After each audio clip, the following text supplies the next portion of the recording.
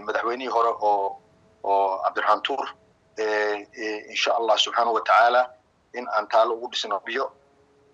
إيو مساجد أو مقرنسا وقف إيو حاجي موسى إيقر أبال بدن iyo taariikh dheer ku leh howsha waxaan rabaa ka codsanayaa in dhagax dhigi loo dhigay shalay beesha Sacad tol jecel iyo beesha Sacad habar gidir way isleeyihiin sida ay isku leeyihiin beesha Saleebaan Arab iyo beesha Saleebaan habar gidir Xuseen halka maxaad ka wadaa way isleeyihiin labada beelood isirka waxa Professor Ismaaciil ayaa hayo recordka isirka naga wahaynaa diyaar ma u tahay adiga iyo gobolka Mudug ee aad ka soo jeedaaba inaad u ololeysaan madax banaanida Soomaaliland maadaama Soomaaliland ay abaal badan ay idinku leedahay idinka waxna waa xeer waay madaxweynihii koowaad oo walaalkeen Cabdiraxmaan Tuur khayr badan Allah si maanta xamar 77 diyaaradood 5 milyan aad u balaaratay magaalada 20 degmay gartay waxaas waxa u horay waxa walaaleen reer Waqooyi ayagana la dhisay shanta urur oo Waqooyiga iyo Djibouti madaxweynihii hore Djibouti magaciisa la yiraahdo Xasan Guud Abtidoon adigu diyaar ma u tahay Xuseenow inaad u ololeyso ama aad taageerto madax banaanida Soomaaliland mar walba waa Waqooyiga waa ururkii aan shalay ayaga garab nasiiyay maanta waxay ayaga u baahan yihiin waa ku sheegay xeer lagu qoraa buug yar oo xeer lagu qoraa oo noo goonay goorma ku qorshaysan inaad timaado Soomaaliland waxaan jeclahay inay maado sanadkii intuu soo dhamaan waa imaanayaan markii hadda doorashada dhamaysiin oo madaxweynaha cusub ama madaxweynaha hadda uu soo laabto aad daarisiin waa idin xafladdaas ama imaanada xafladda naftigeeda dhaarta imaanada bismillaahir rahmaanir rahiim kulanti wacan daawadayaal waxa aan waraysi khadka telefoonka la yeelan doonaa siyaasiga Xuseen Generaal Maxamed Faarax Caydiid oo uu dhalay generaalkii mayalkaadka ee dagaalka la galay dawladii Maxamed Siyaad Barre uu hogaaminayay Xuseen waa siyaasi soo qabtay xilal kala duwan oo ilaa heer wasiira Xuseen soo dhaw marka koowaad waa ku salaam qolay Afritoonka horyaal guuleed adiga dhamaan Waqooyiga مسؤولينta iyo shacabka iyo dadka isjecelnahay walaalahana aad baad maasantii Xuseenow dhawaan waxa soo baxay hadal sheegaya in taalo looga dhisayo Somaliland aabaha Generaal Maxamed Faarax Caydiid sidaad u aragtaa taaladaas loo dhisayo bismillaahir rahmaanir rahiim alxamdulillahi rabbil caalamiin wasalaatu wasalaamu ala sayyidina Muhammadin wa ashrafil anbiyaa wal mursaliin wa sallallahu ala sayyidina Muhammadin wa ala alihi wa sahbihi wa sallam أجمعين وحان ربا إن سيجار السلام عليكم ورحمة الله وبركاته مع بلارن وجديو مسؤولين تكا زكريا النور ساجين حلمان تمجلع يو حقيها ولكن إرس مالك إدروس محمود يوسف يدمان بالوينتا ويكسو جيدان بيش سعد tol jecel iyo beesha Sacad habar gidir way isleeyihiin sida ay isku leeyihiin beesha Saleebaan Arab iyo beesha Saleebaan habar gidir oo hadda ku shiraysan Nairobi kun balaaran ku yeeshay Waqooyiga waa ogtaa Soomaalida waxay ka soo askumeen waa Waqooyiga iyo Soomaali galbeed la isku oran jiray waagi kal Ingiriis way Soomaalida marka saas iskugu xiriir taariikhi oo dheer ayaa ka dhaxayso walaalo way waxaan sharaf weyn oo taaladaas dahabiga oo ugu horeyso Generaal Maxamed Faarax Caydiid taariikhdii SNM iyo ay ka dhaxaysay USC iyo jaceelka iyo kalgaceelka gaarka Generaal Maxamed Faarax Caydiid markuu yaraa waxa soo tababaray waa SYL xiriir aad u wanaagsan ayaa ka dhaxaysay xoriyadoonkii SYL waqooyi iyo koonfur oo magaranaysa gumaystaha Ingiriiska iyo Talyaaniga waxaan rabaa marka taariikhdaas iyadoo loo budka dhigayo ayaa rejiimkii inqilaabkii dibkii dhacay ayaa laga falceliyay SNM ayaa curad aheed hormartay markasto maadaama waqooyiga Soomaalida ay ka wada timid USCna General Ciidid ayaa hogaaminayay waxay ku guuleysteen in regimekii ay wada bixiyaan iyo SDF gaar ahaan xooggeeda labadan bay ahayd si oo ma garanaysaa dhammaystiran waxay wada dhiseen dowladdii Salbalaar Abdiraxmaan ayaa hogaaminaya madaxweynihii hore Allah u naxariisto maxaa la yidhahdaa Somaliland ugu horreeyey iyo General Maxamed Faarax Ciidid dowladdii Salbalaar is dhiseen ay wada dhisteen markii ay dib u heshiisiin ballaaran xamar ku qabteen shirka nabadda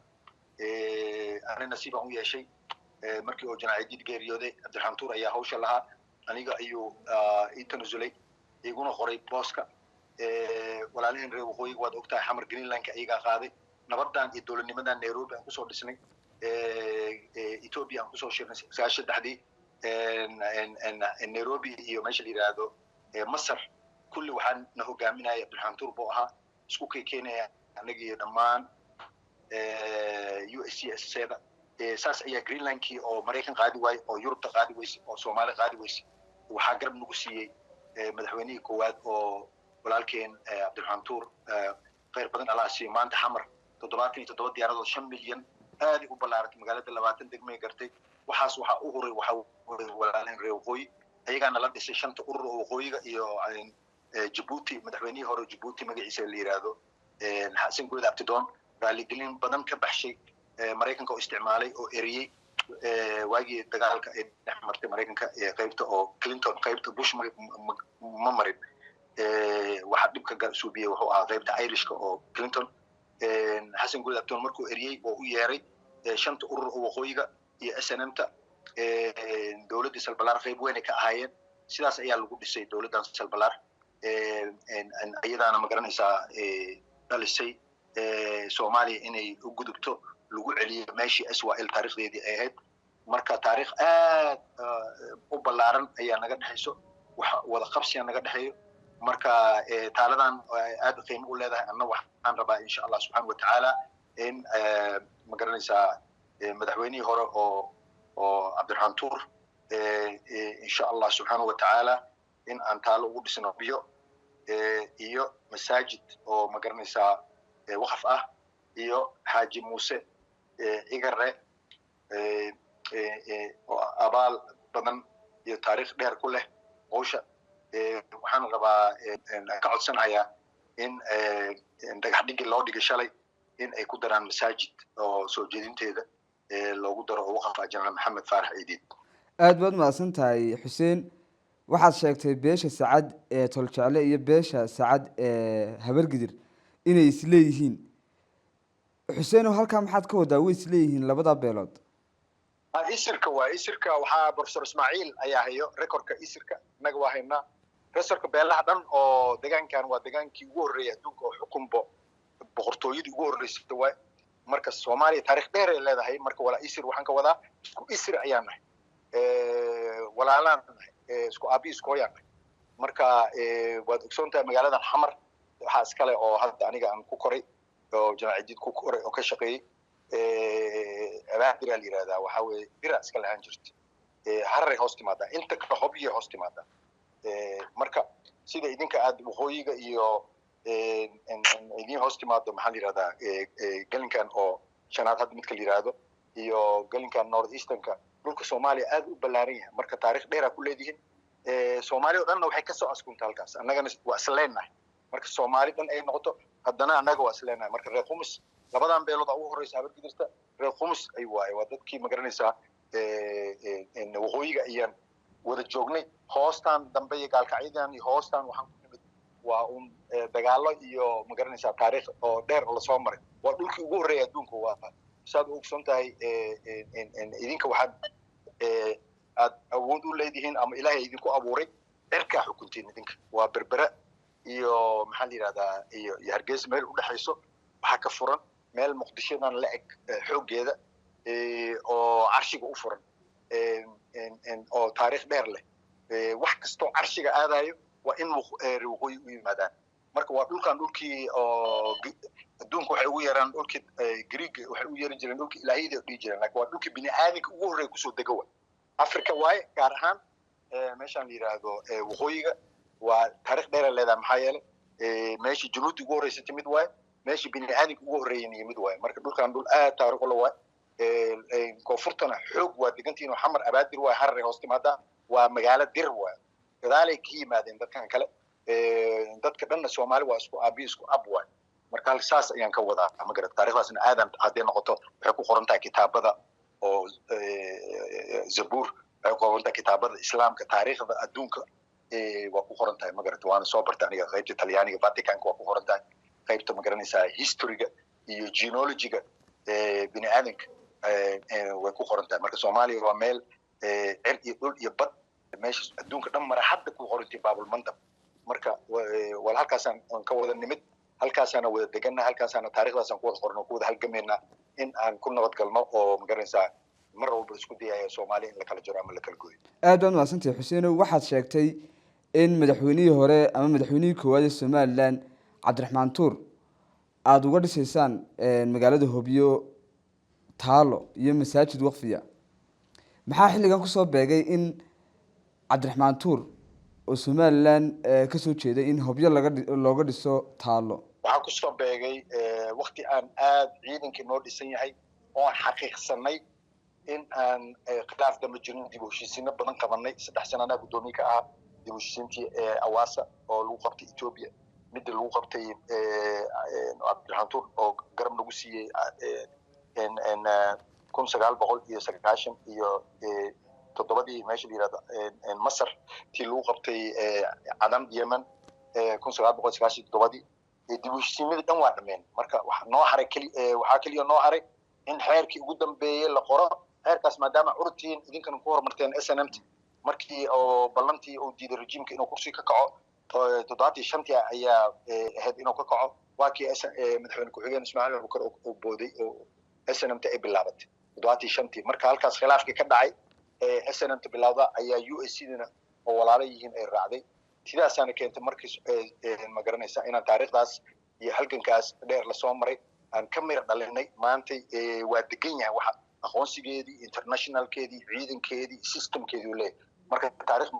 markaan waa la qori karaa maadaama waqti badan ka soo wareegin haddaa aragta taalooyinka waqti badan 100 sano 200 ka soo wareegta la suubiyaa laakiin waxaa soo dedejinayo guusha dhammaystiran iyo aqoonta iyo dhammaystirka isku xirnaanta oo SNM iyo Somaliland waxay taallaa aniga ma joogin jamaacadii waxay ku diradda bay ku siixeen heshiiska waxaa nasiib u lahaa dowladda Ethiopia Meles Zenawi iyo Siyaasad wasiirka arrimaha dibadda iyo ciidamadooda way tusiyeen koobiga ay siixeen international kan koobigaas waa wax mideynaya dadkan heshiiskii cabdiraxmaan tuur jamaacadii ay ku siixeen 89 meesha la yiraahdo diradda nasiib waxaan u yeeshay markii la suubinayay awaasa dib u heshiisiinta SRC-da guddoomiye laga dhigay sidaasaan talyaaniga u tagnay sidaasaan Nairobi 3 sano oo u joognay oo dib u heshiisiin iyo qorid dastuur oo la xalinayo problemka haddana waa sii gudbaynaa waa sii abaabulina marka taariikhdaas waxaa kama gudbi karno maxaa yeelay waxaa nasiib u yeeshay cabdiraxmaan tuur markuu janaacadii dhintay howsha waxaa isku keenay oo green line ka qaaday oo taariikh dheer ku leh oo nabadeeyay waa cabdiraxmaan tuurna waa safiir aad u culus waa arag aad u culus aqoonta zaid waa iskuulka siyaasadda ugu horeeyay adduunka Afrika oo dhan waxaa laga furay Hargeysa cigaala ka baxay cabdiraxmaan tuur ka baxay nimankan Suudaaniiska dadku ugu aqoon badan waa Afrika marka dadku ugu aqoon badan ay tihiin cabdiraxmaan tuurna waa ku sii jira ambassador oo ahaa nabadeynta Germany intaan ogaa aad ugu ababiyay aniga madaxweynihii ugu yaraa oo Soomaaliya ah 33 ah marka madaxweynuhu iga dhigay cabdiraxmaan tuur marka aad isku la shaqeynay nasiiba u lahaa wax dhiba ma aragba shan daqiiqo wax walba noo xalinayay maadaama carabta uu yaqaanay afrikaanka uu yaqaanay dowladdeena way dhamaystirneed moose dibadda u jiri jirtay dhaqaale budget badan ay lahayd waxaan dowlad dhamaystirna aniga la wareegay iyo nidaamkaasna nidaamku waa sii horumariyay haddana ma garanaysaa waxaan jeclahay in aan ma garanaysaa taaladan oo hobyo oo ah waad ogtahay hobyo waxaa meesha ugu duqsan waaye mulkiyaasha oo ma garanaysaa badda iyo dhulka meesha ugu xoog badan waaye kaliya waxaa naga sarreyso meesha la yiraahdo meesha labaad waa xagga ma garanaysaa awoodda dhulka iyo badda waxaa weeye qeyb qabta la yiraahdaa hobyo wana u dhexaysa waa mulki Suleymaan waa xukuumaddii dowlad xukunkii Suleymaan meesha headquarterskeedu waa hobyo marka taariikh dheer ay leedahay waxay isku xirtaa Asia iyo Latin America iyo waxay isku xirtaa South Africa iyo dhulkaas oo dhan badaha ugu xoog badan waa xagga taariikhda waana meesha cilmada sumatriyada ay fadhiyaan waay marka waxaan rabnaa meeshaas oo taariikh leh xag diiniye leh oo ma garanaysaa inaan hubyo oo adduunka dhan wada yaqaano oo geopoliticska waa hadda ciidamada fadhiya Djibouti ciidamada Bahrain fadhiya ciidamada fadhiya Qatar xarunta meesha oo Green Line-ka ah oo security-gooda kulli Djibouti base ku yaalo maadaama aniga maanta kasoo shaqeeyay marina aan ahay meesha ugu taariikh badan waa xagga oo badda iyo xagga dhulka istiraatiijiyadeeda hubyo waay marka meeshaan rabnaa Cabdiraxmaan Tuur inaan masaajid iyo taariikh ugu sugno maadaama uu nin aad u farsabad badan aad u aqoon badan oo ahaa xagga siyaasadana oo aad qabiir u ahaa nasiibna u yeeshay inaan la shaqeeyo isaga inaan meeshaas ugu dhisno taalo weyn iyo library ugu sugno oo ma garanaysaa aniga maadaama nasiib u yeeshay isagoon nool kursigan ugu fariisay asaas kursiga la madaxweynaha markuu inta madaxweynaha Salbalaari uu noqdo waxa uu yiri adiga sii wadaysid anoo yaraan fartiga saaray ma garanaysaa ugu ababi anoo yaraan kulligood soo waraacin Cabdullaahi Yuusuf iyo ugu dambeeyay yiraahdo gabyo oo asagana san harasta ka baxay oo ragii Burma ka soo dagaalama aha waa Talyaaniga nabadda ku soo siixin marka odayaashu dhan waxay ugu soo wada raaceen maxaa yeelay General Ciidid iyo Cabdiraxmaan Tuur waa ku weyn yihiin Soomaalida taariikhdooda marka laba nin oo aad isku jecelna way ahaayeen ma garatay nin intaan ka ogaanay Cabdiraxmaan Tuur nin subaxdii joornaalada ugu waaweyn adduunka akhrisanayo ahaa oo boostada ugu imaanay sida Washington Times sida ma garanaysaa Times-ka kale oo ma garanaysaa magazine-ka ah ekonomiyada xagga istiraatiijiyada toos labadooda u dhigi jireen Ethiopia ma soo dhaafi kartid gelinkan deegaanka oo Ethiopia dhexdeeda gelinkan shiraan ma iman kartiin ay dhigi jireen malisanaw hal ciidan hataa ma iman karto labadooda xagga security waxaan nasiib u yeeshay inaan u noqdo guddiga nabadgelyada qaranka ay Jaamac Maxamed Qaalib iyo wasiirka arrimaha dibadda ah marka iyo xasharo oo wasiir madaxweyne ku-xigeenka labaad ahaa marka nasiib aan u yeeshay Cabdiraxmaan Tuur nin la heri karnaa marka aniga waxaan goostay in taariikhdaas maadaama aan engineer nahay kasoo shaqeeyay Los Angeles maadaama aan magaalada Xamar aad u dhisay madaxtooyada aan dhisay ilaahay nasiib ii siiyay Cabdiraxmaan Tuur garab igu siiyay budgetka iyo engineeradii kuwii dhisay 60kii ayaa la keenay engineeradii kharashka aniga baxshay oo foundation u suubiyay waa ii fududaa marka inaan masaajid iyo taariikh dhigo iyo library u dhiso oo taariikhdiisa si fiican loo qoro maadaama dowladahan dhan carabta boqor Cabdalla boqor Naif maxaa la yiraahdaa Sacuudiga carabahan oo dhan waxay iyo dowladda Ethiopia waxay ugu sharfaysaa Afrikaankan oo dhan Commonwealth oo dhan Cabdiraxmaan Tuur taariikhdiisa iyo SNM dad fudud ma dadka waqooyiga ma taariikh dheer leh iskuulka siyaasadda dhan oo boqortooyada Ingiriiska oo Mareykan hoos timaado oo Yurub hoos timaado meel kale laga furay Hargeysa laga furay marka taariikh dheer leeyahay taariikh fudud ma aha aan marina ah ciidanka Ingiriiska oo Mareykanka ciidanka oo boqortooyada Ingiriiska oo George Washington ah ciidankaas kulligiis waxa ku abtirsanaa Commonwealth-ga oo idinkana hooyadii Commonwealth-ga tiin Nigeria idinka hoos timaada South Africa idin hoos timaada shirka Nairobi waxa noo furay Edna Adar Xuseen Ciidid shirka uu soo siixay Gabyo iyo ninka la yiraahdo magaciisa maxaa la yiraahdaa Xasan Abshir oo ka socda Carte iyo ninka la yiraahdo Dero Allah naxariisto waxa weeye Edna iyo Awil oo safiirkii ugu dambeeyay ahaa oo gacanta ku hayay safaaradda Nairobi ayaga noo ogolaaday qarashkana Kibaki iyo wax dhan noogu dhameeyay General Ciidid marka mar walba waxa u baahdo Uganda inay siiso 47,000 iyo Burundi waxay ku timid Commonwealth-ga ku helinaa maaha Talyaani waa la jibiyay saasaa General Ciidid ugu baxay kuliyadan oo SYL u dirtay waa kuliyad oo Talyaaniga ku dhex taala Talyaaniga la jibiyay waa Ingiriiska sareena la yiraahdo waa la xiray marka cilmiga oo dagaalka uu meesha ka soo bartay General Ciidid wuxuu ahaa wax bar waa Commonwealth wax xoriyada keenana waa dowladda Ingiriiska oo la hadashay UN-ka nimanka la yiraahdo Haiti iyo vote waxaa la siiyay nimanka la yiraahdo Israel maxaa yeelay Gambia oo ahaa Masri iyo Talyaani waxay dhaheen Soomaaliya xoriyad lama siin karo SYL marka waxa viitada saaray waa Somaliland marka anaga Somaliland koonfurta boosaaso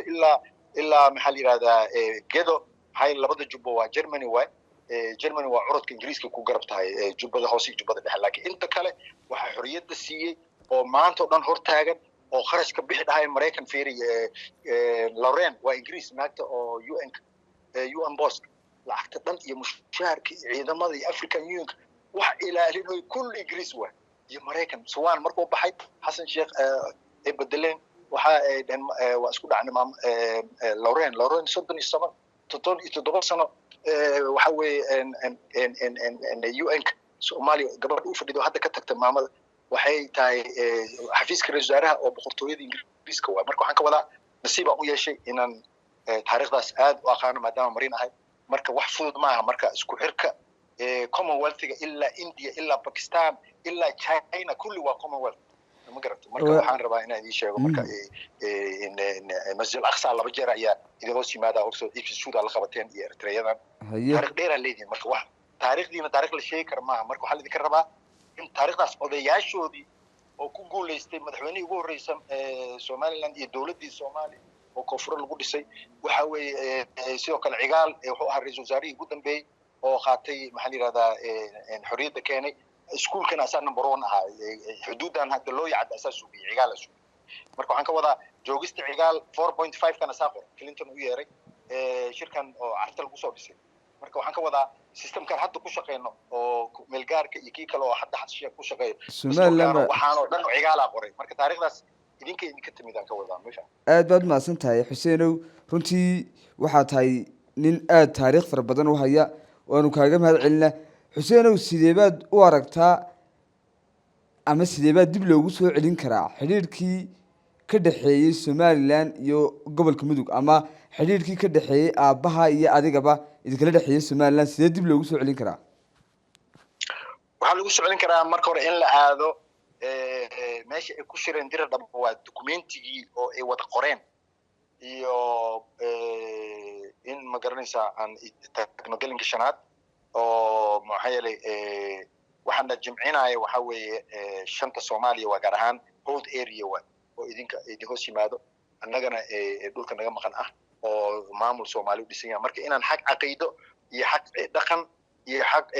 odayaasha dhaqanka culimada diinka iyo idinka guurtida aan dhisan anaga guurtida wali ma dhisin oo cigaal lacagti oo siiyay Cabdiqaasim iyo Galaal oo iyo bood oo cigaal meedkiisa ka soo qaaday South Africa oo dugtiisa kamid ahaa oo maxaa la yiraahdaa Xasan Sheekh isla dhasheen waxa la rabaa guurti in lagu dhisay Beledweyne anaga guurtida wali ma dhisin marka waxa la rabaa odayaasha dhaqanka saddex xiriirka siyaasadda kore ana joogo problem ma iyo maxaa la yiraahdaa haddana waxaa SNM-ta xukumo oo madaxweyne ka ah ninka la yiraahdo Biixi dhinacaas problemka ma problemka wuxuu ka taagan yahay dhaqankii aan dhisneen dagaaladan oo maxaa la yiraahdaa maamulkii dhaqankan wali dhisin markaan dhaqanka dhisno oo guurtadii dhisno ganacsatadii iyo waxa la isku yeeraa culimada diinka saddexda madaxweyne la yiraahdaa quraanka ku taala saddexda marka loo yeero saddexdaas qolo markay fariisato annaga waxaan suubinayna budrigeena wixii magaran xeerka in la qoro xeerka markii la qoro oo taariikhdii iyo xeerkii la qorto halkaas waxaa laga bixinaa tashuushkii faragelintii dibadda nooga timid Masar waa wax dhibka nagu wada Masar iyo Talyaani waa wax noo diidan taariikh marka maxaad ka wadaa Masar iyo Talyaaniga noo diidan taariikhda Xuseen Masar soo ma diidan Gambi wuu diiday xorriyad Soomaaliya lama siin karo 25 sano ka bacdi idinka marka Somaliland waxa soo biseen waxa u yeerteen boqortooyada Ingiriiska waxa diyaariseen Israel iyo waxa diyaariseen afarta kitaab saddex kitaab waa Israel waa ma garan Nabi Maxamed naftigiisa waa Nabi Ibrahim dhalay ma garat Ismaaciil waa marka u yeerteen waxa dhahdeen maxaa la yiraahdaa hal siiyo xorriyadda hadda hal siiyana Abdullah Isa u dhigteen booska ka bacdina 10 sano markay dhamaatay waa timaadeen waxa siixdeen unionka siixdeen marka UN-ki oo idinka soo horjeedo Masar xukuntay ayaa diiday fircooniintii saddexaad waa Soomaa anaga waa ka horeynaa fircooniintii koowaadana yani maamul ahaan waa ka sareynaa boqortooyadii koowaad boqortooyada labaad Ethiopia waa Suudaan oo hal waa labadooda waa ogtahay boqortooyadii saddexaad waa fircoonkan la dilo oo anaga cashuurada soo bil marka waa ka duqsanahay midaan Masarna taariikhda yarta inay labto kaas mid inkaaran oo Nabi Muuse la dagaalay marka kaas banaanka la soo dhigay waa Nabi Muuse wato ka takhalusay ma garata Ilaahay oo abaar u dhigay annaga habaar ma dhicin ducadii aan wadanaa waa ilaalinaa Masjid al-Aqsa waxaan ilaalinaa kabcada marka taariikh dheer aan leenahay marka waxa la idinka rabaa in aan mulkigaas aan mas'uulkana cirar oo dhan hadda waa ogtahay suurada duqaan maxay leedahay amarku wuxuu ka imaanaa kor hoos u imaanaa marka idinka korkii idinka elay curudkii atiin cirkin dhana xukuntiin Mareykan cir ma xukumo China ma xukunto Sacuudiya ma xukunto Gaza ma xukunto meesha adduunka dhan cirka xukumo oo arshiga oo nabiga laga dheelmiyay haddana nabi Ciise ka soo dagayo idinkeedu kortaa la barbaray ku qotontaa meesha labaad oo ilaaliso waa wajeer waay marka waxa la idinka rabaa maadaama imaamka tiidin tanziilka tiin nabiyada dhulka ku dugnaa dhulkiina waa haddana waqooyi ku dugeen dhulkan wada asraara ka buuxdo marka waxa la rabaa sirtaas waxa ugu diideen Elizabeth gabadheedu 8 bilood inay Hargeysa ku dhashay waa diideen waa hagaag haddaa ogtahay maxaa u diidaysiin maxaa yeelay karaamadii aa ilaalinaysiin oo qof ajnabi ah nimankan gudubiirsiga u ogolaaday inay ku dhashay marka waxaan ka wadaa waxaas wax gaar anaga leenahay waa xagga diinta iyo xagga oo sirta iyo xagga dhaqanka waa isku imaanaynaa waxaan qoranaynaa xeerkeena xagga dastuurkana maadaama xorriyad oo masar aad ka adkaateen oo cabdullaahi ciise aad intaa union u suubiseen idinka xiriirkaas keeneen oo saciidtii idin siisay iyo nimanka la yidhaahdo israel votkii masar iyo talyaani waa jabeen waxay rabeen 1975 25 sano ka bacdi 60kii in la qaato 60kii idinkaa keenay ciidankana idinkaa janaaciididii 11 nin u dirtay meesha la yidhahdo Sarena markii talyaaniga waa la jibiyey 1935 dagaalka waa la jibiyey dagaalka labaadna waa la jibiyey Roma markii la daldalay ninka la yidhahdo Mussolini xeeradii militariga Ingiriiska haystay iyo Mareykankan waxay suubiyeen maxaa la yidhahdaa tababar degdeg ah loo suubiyey xorriyadda saasaa loo suubiyey marka talyaanigii oo lagu soo duulay 1850kii waa jibiseen Mareykan Ingiriisaa jibishay iyo Ruush iyo Faransiiskan dagaalkii labaad marka qaybta marka Ingiriiska idinka degdegaa suubiseen in koonfurtan talyaaniga gacanta laga bixiyo oo walaaleen waa u iliseen halkaas taariikh leeyahay soo laabatay dheereed oo la jibiyey 1850 ayadii marka la rabaa in la micneeyo sidaas ayaa Ingiriis iyo Mareykan u imaanayaan dib u dhiska fiiri way nala degiin way na dhisooyaan laakiin xoogga wuxuu ka imaanayaa idinka waa ma garato urudka marka waxaad aaminsan tahay in qodobadaasi ay yihiin kuwa xalka waa in dib loo soo celiyo xiriirkii ka dhaxeeyay adiga iyo aabaha iyo Soomaaliland kala dhaxeeyay wuxuuna saameyn ku leeyahay adduunka kale ku leeyahay Ethiopia ku leeyahay Ethiopia iyadana hoos timaad anaga hoos timaad idinku ayaa markii la arkay in talyaaniga dib wado Xuseenow maxaad ka wadaa Ethiopia anagana hoos timaadaa waxaan ka wadaa waxay nagu hoos timaadaa waxaan nahay dadkii ugu boqortooyadii ugu horeysan ayaga boqortooyadii labaad waa Suudaan iyo Cabdiraxmaan Tuur maxuu ka yimid Cabdiraxmaan Tuur waxbarashadiisa Suudaan waa iyo ninka la yiraahdo Cigaal iyo waa iskuulka siyaasadda koowaad aatiin iskuulka siyaasadda labaad maxaa yeelay kuwan amxaarada ayaga waa diideen wax inay bartaan xagga siyaasadda ma ku jirin ayaga lama gumaysan marka laakiin idinka waa lidin jabiyey Soomaaliya Ingiriiska idin jabiyey hod area marka waqooyigan ka wadaayo hod area north eastern Kenya marka maadaama Cigaal uu arkay ninkii gudoomiyaha guud siyaasadda asaga ka ahaa waxaan ka wadaa Afrika oo dhan wuxuu subiyay loo yacado ka dhigay wuxuu ilaalinayay sirta ku jirta galinkan oo harar inaan la taaban iyo north easternkan Cigaal waa ninka gadaal u dhigay intaan kale isku daray loo yacado aragtay gudaha soo galay mudac waa garow mudacaas oo xuduudda waxa subiyay Cigaalna waa aragtay wuxuu tagay maxaa la yiraahdaa Mareykanka waligiis lama dilin lama sinaareen Cabdirashiid hore laga dilay ma garanay markii Kennedy uu tagay Kennedy waa la dilay ma faham ayaga waa Catholic waa qoladina weerarta waa 1850 la fariistay sayelna inta kale Afrika waa qaban karnaa si aan kala qaybsanay nimankaana noogu daran waxaa Soomaaliya kitaab ay haystaan kitaabka waxaan lagu haystaa kitaabka waxaan ka wadaa sirta waa cirkiya xukuntii arshigii oo junuudi ugu horeysay meesha degantaa malaa'igtii kulli meesha ka baxay iyo junuudi marka sirtaan ma haystaan ayaga qolada nagu soo disho way ku burbureen waxa ku burburay empire-ka Ingiriiska waxa ku burburay empire-ka Talyaaniga Jarmalka Faransiiska Djibouti ku burburay Turkiga waa burbureen sidoo kale waa nagu soo weerareen Iran sidoo kale umiyaad waa 600 sano shaah hoos imaan Muqdisho ayaga baxshay waa jabeen waxay mar laayeen waxa way qaybta sirta qaybta marka koowaad waa Ethiopia anaga hoos timaada maxaa yeelay anaga walaal islana Soomaaliya Oromadan walaalaan waxaan ku shiitigan islana iyo South Sudan iyo Sudan iyo Uganda Rwanda kulli waa Soomaali waa juraan boqortooyada juraan waa la jibiyay islaani ahaan jireen marka waa la jibiyay waxa jibiyay Ingiriiska Christian laga dhigay shimbirtan oo ku dhaxtaala Uganda ciidankeedu waa juraan empire waa Yementan sidoo kale waa dhinacan walaalkana marka waxaan ka wadaa runtii taariikh aad u fara badan baad Xuseen u haysaayo qarniyadii hore iyo taariikhii hore Soomaalida iyo asalkoodii Xuseenow hore waxaad u sheegtay dhowr jeer hore media waxa ku jirtay inaad sheegtay in Soomaaliland imanayso maxaa caqabad ku ah baad oran kartaa maxaa caqabad ku ah baa la oran karaa safarkaaga oo dib u dhigay may caqabad ma jirto waxaan rabaa weerar lagu qaadano ma filin weerar lagu qaadayo Soomaaliland waligees ma dhayn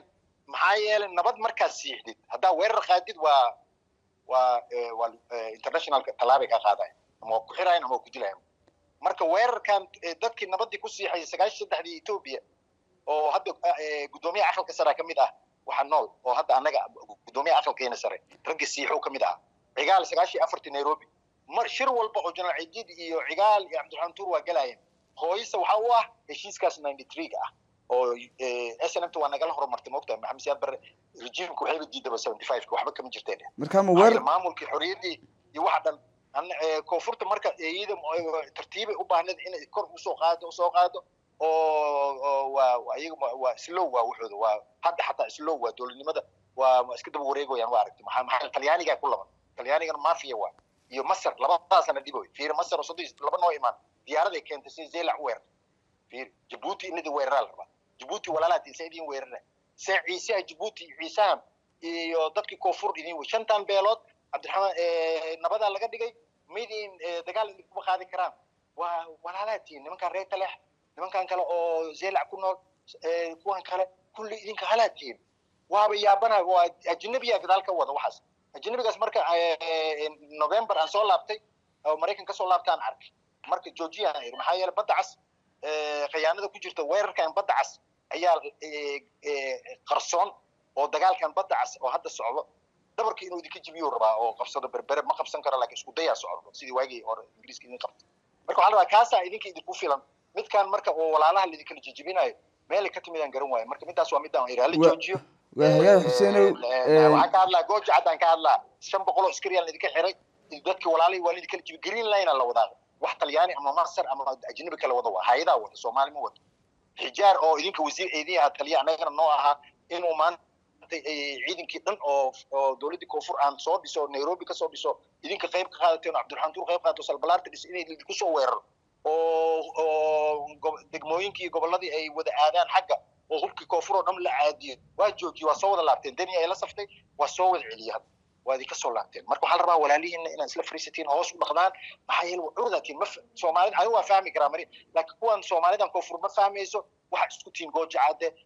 dadkan waa isdhasheen ogaadeenka oo galinka shanaad waxaan idinka ka badiyo marka waxaan rabaa koonfurta inay sidii labin oo Masar iyo Talyaani influence taariikhda ay ka tirtirtay dadka taariikhda lama socdaan dhaqankii lama socdaan marka nimankan waa isdhasheen inaa hoos u xalisatiin problemkeena kuwan oo Djibouti hoos u xalisatiin oo zeelacad ilaalisiin badda cas ay saqabsan Iiraankan iyo dagaalkan Xuutiyiinta iyo dagaalkan Gaza iyo misladan la isku garaacayo oo khatarta badan waa aragtay Eritrea maanta waxay erisay Suudaan waxay kaloo erisay diyaaradii marka dagaalka oo badda cas dagaal fudud ma marina sirtiisa hadda ma ku sheegi kar inta laakiin waxaan ku sheegaa waxa la idinka rabaa inaad isku ururisiin oo nimankan oo sida hadda yeesheen ma la dagaalin inaad tartiib u salaaxdiin oo nimankan oo reer Taleex aad raadin kaalay imaada maxay dagaalka u socotiin وين كل خيبسين محلين كرتين بروبلين كود عفر كل خيبسين مقرن سوم بونتلاند iyo madaxweyne ku xinay ka heestaan salbalaarta aniga waa nala joogeen galinka shanaad waa joogeen way burbureen qofku markuu burburo sidii oo Cabdiraxmaan Tuur u mideeyay abciid maxay xamra u mideeyay Ali Mahdi kulli odayaashii dhan soo xareen Zoobi iyo Umar Xaaji iyo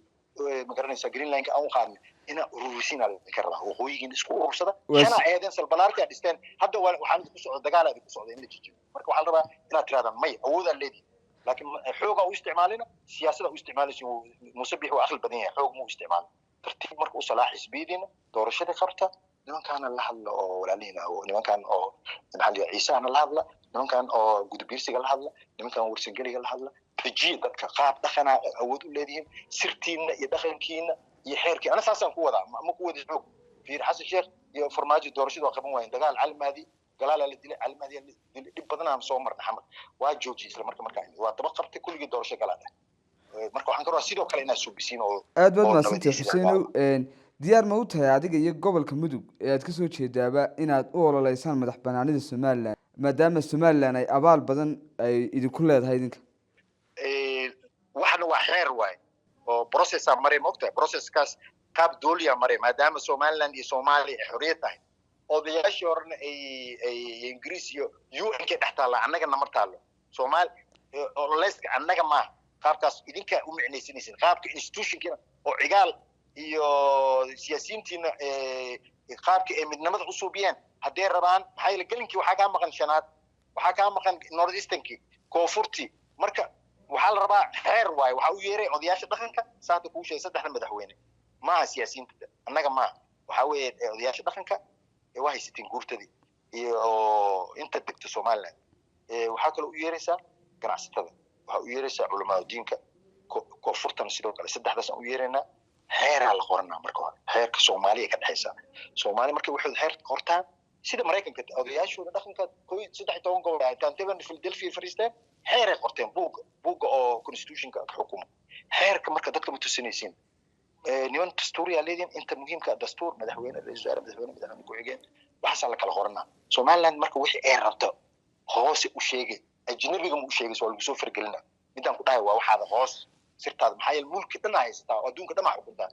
adduunka dhan oo taariikh dheer leh oo karaamo ilaahay ku siiyay karaamada inaad iska qaadid ma marka inaa hoos waxaad u dhamaysid waa intaasan ka wada adigu diyaar ma u tahay inaad way socotaa hadda xasan sheekh iyo biixi waad isla fariisteen Djibouti adigu diyaar ma u tahay Xuseenow iyo wasiirkeena arrimaha dibadda maxaa la yiraahdaa magaciisa maxaa la yiraahdaa macalin fiqi waatis wasiirka arrimaha gudaha waatis siixan warqaday siixdeen heshiisa jiri marka wada hadalkaas waa kuwa kala ka horeey marka idinka marka hore doorasho suubiyasi oo madaxweynaha systemka idin suubsan warqadii waa qaybisaan doorashada marka dhameyseen ka bacdi waxaad suubinaysan wada hadalkii aad hore u qorteen aan lagu dhameynaa xagga siyaasadda laakiin xeerka waa mid aad sheegaysid madax banaanida aad sheegaysid iyo howsha waxay ku imaaneen xeerka la qoranayo ogowna hood area ku soo socdo waxaa sunta Soomaaliya rabaan adduunka in isku keenaan temporary loo dhiibo waad aragtay koorto maxaa loo saaray northeastern oo in Kenyatta loogu bixiyo meesha oo melisanawi loo dilay ayaraysan shanta Soomaaliya soo socda aan marina wala socda istiraatiijiyada si dhulku waxa ku jira kheyraadka labaad loo bixiyo shanta Soomaaliya la isku keenaa si shanta Soomaaliya loo keeno in madaxiina balaarisiin waa sirtaas waa idinka maqanta ani waa hayaala marina ay sirtaas adigu diyaar ma u tahay Xuseenow inaad u ololeyso ama aad taageerto madax banaanida Soomaaliya mar walba waa qooyiga waa curadkii aan shalay iyaga garab nasiiyay maanta waxay iyaga u baahan yihiin waa ku sheegay xeeraa lagu qoraa buug yar oo xeeraa lagu qoraa oo noo goonaya waa imaana saas ay ugu marti qaadeen waa imaana Hargeysa waa dhagax meesha la dhex dhigay jilciidid taariikhdiisa iyo masaajidkiisa hadda waxaan codsanaa masaajid lagu daro goorma ku qorshaysan inaad timaado Somaliland way marti qaadeen Somaliland way marti qaadeen gadaal dhig waxaan ugu dhacay shaqadii aan qabanayaa hoos waxaan joojinayaa nabadii in dagaalka la yareeyo oo idinku socdo dagaal yar ma dagaalka idinku socdo goorma ku qorshaysan inaad timaado Somaliland waxaan jeclahay inay maado sanadkii intuu soo dhamaan waa imaanaya markii hadda doorashada aad dhameyseen oo madaxweynaha cusub aad ama madaxweynaha hadda uu soo laabto aad daarisiin waa idin xafladaas ama imaanaya xafladda naftigeeda dhaarta imaanaya aad baad maasantahay Xuseen kaasi waxa uu ahaa Xuseen Generaal Maxamed Faarax Aydiid oo uu dhalay Generaal Maxamed Faarax Aydiid oo ah generaalkii ama hogaamiyey jabhadii USC sidoo kalena ahaa saaxiib dhow oo Somaliland lahayd ama jabhadii SNM lahayd aad baad u maasantahay Xuseen جزاكم الله خير internet awood badan sugan oo marnaba goyn aan ku asteeyay xidhmooyin aad u baahneed soo feebarka guryaha feebarka ganacsigood ka helayso Somaliland oo dhan caasimada gobolada degmooyinka iyo magaalo kasta feebarka hawada Siban waxaad ka helaysaa dalka oo dhan horji awood badan oo kula soconaya meel walba awood internet qiimo macquul ah xaddi kasta oo aad u baahan tahay soo gasho ugu kaale madadaalo badan xawaare sare isku haleyn leh waa sumada soo gasho